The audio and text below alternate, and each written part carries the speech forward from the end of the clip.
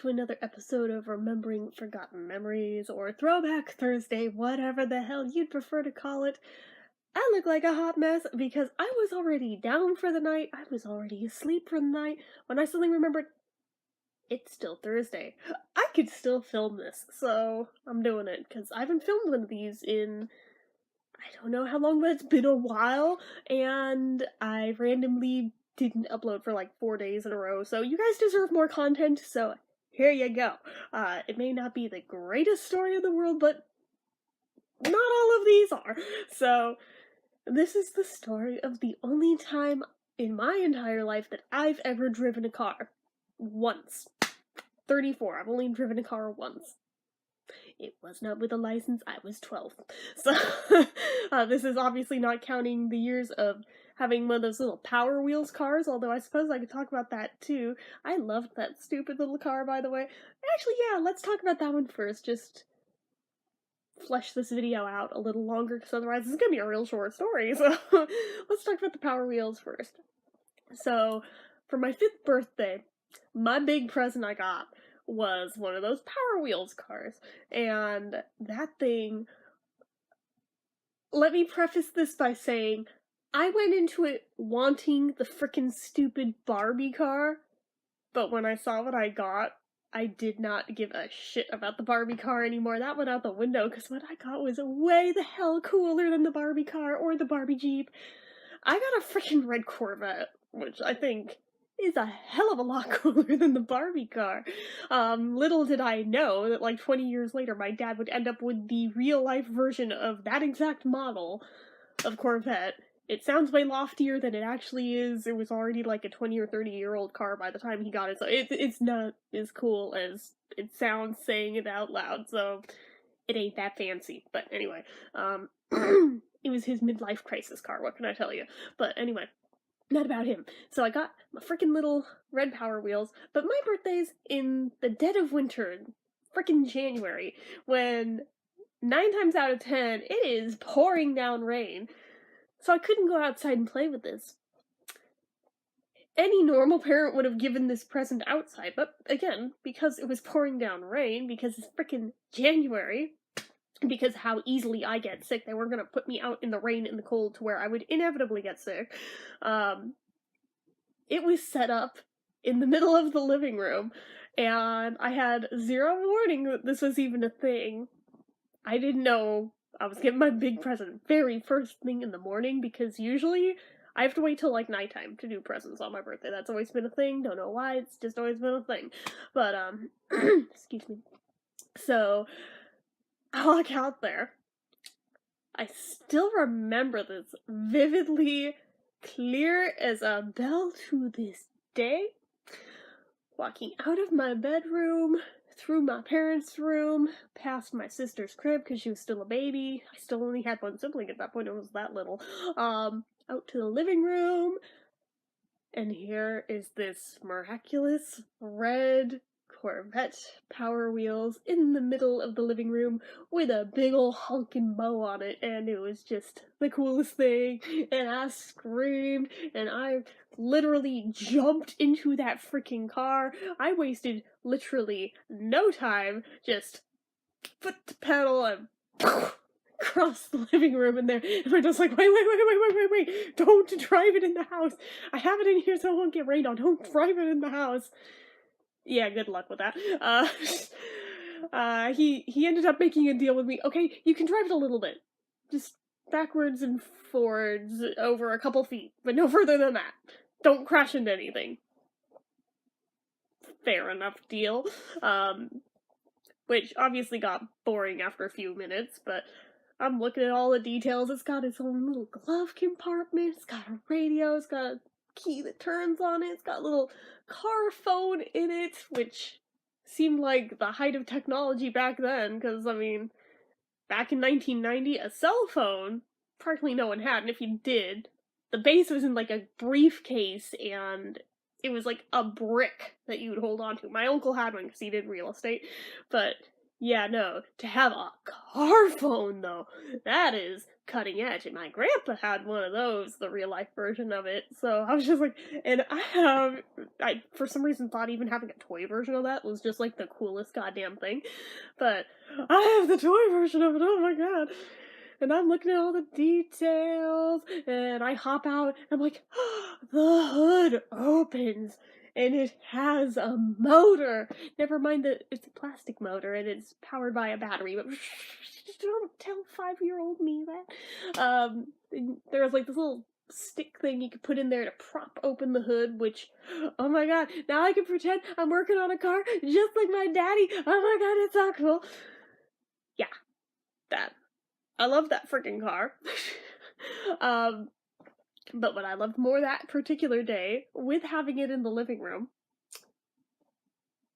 like, best thing ever, I'm sitting in my Power Wheels car.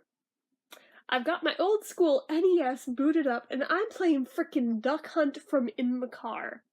In hindsight, I'm like, was this like a really, really, really, really early version of like the general gist of like Grand Theft Auto playing that? Shooting from a car. I don't know, but it was fun as hell, regardless. Playing video games from in my Power Wheels car, I felt like the coolest thing that ever walked the face of the planet that day. And I had no school on my birthday that year, so even better. I got to just do it all day. It was fabulous. So, I loved that damn car. When the weather got better and it got brought outside, I was able to drive it up and down the driveway, which in a normal person situation, that wouldn't be very far. In our situation, it's like half a damn mile of a hill up and down.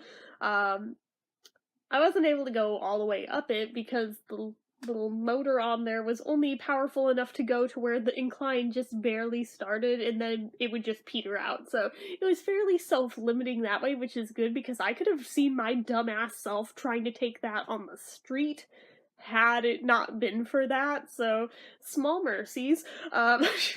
Even though my dad told me over and over, yeah, you can't ever do that. Even if you were to push it up there, you cannot do that. So sigh. Yeah, he knew me well. He knew darn well. I would have definitely tried it if I could have, but I couldn't. So one of my siblings tried though, so didn't get very far. But anyway, that's another story for another day. But I could go up and down the hill just fine, but trying to turn it, I had this problem with bikes too. Could not turn to save my life, but there's like no good excuse in this thing because there's no balance involved. It's not like I could tip it over.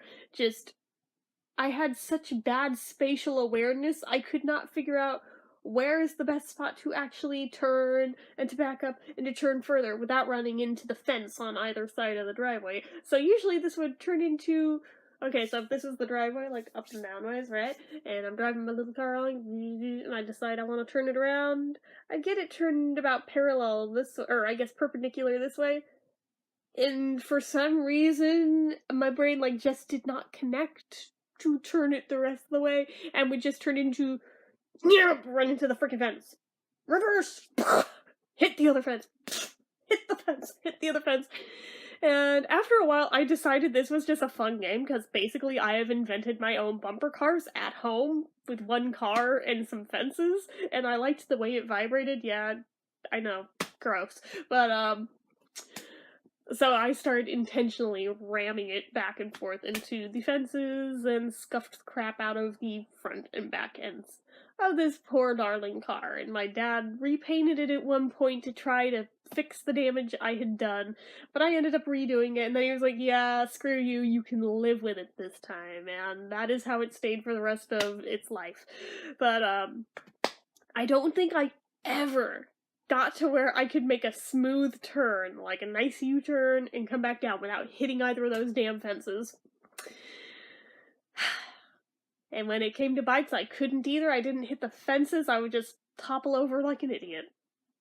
I, to this day, cannot make a turn on a bike, so yeah, don't ask me to ride a bike with you ever, as if it would happen, but. So all of this is prefacing the one time I drove a real car.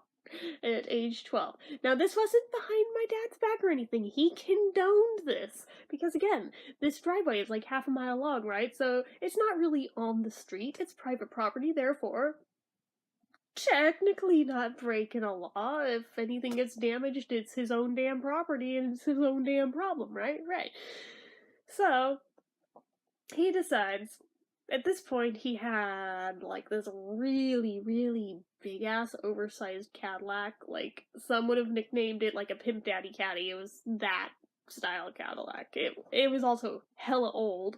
I think it was, like, I forget if it was a Cadillac DeVille or Seville. It was one of those two. I can never remember which it was because I know both of those are cartoon character names. Just one is from Alvin and the Chipmunks and one is from 101 Dalmatians, and I never for the life of me can remember which of the two it was, but I know it was one of the two. I want to say Seville, but I could be wrong. But regardless, it was a really freaking massive car. Like, we nicknamed it the Tuna Boat, because it was so damn big. And it was hideous. It was like pale yellow. It was a gross ass car, guys. Like, I'm sure I have a photo somewhere of it. Just, I don't know why you would want to see it. It was a gross car. And it had, like, for being yellow, it had, like, this weird red interior. It's like, ew, who did the colors on this? And why? Oh, the 70s. But anyway, so, my dad decides one day, yeah, it's only a few years till you'll be old enough to get a driver's license. Maybe I should teach you something basic now. I mean, I already was driving tractors by the time I was your age. I mean, you want to drive up the driveway? And I was like, yeah. So he's like, okay.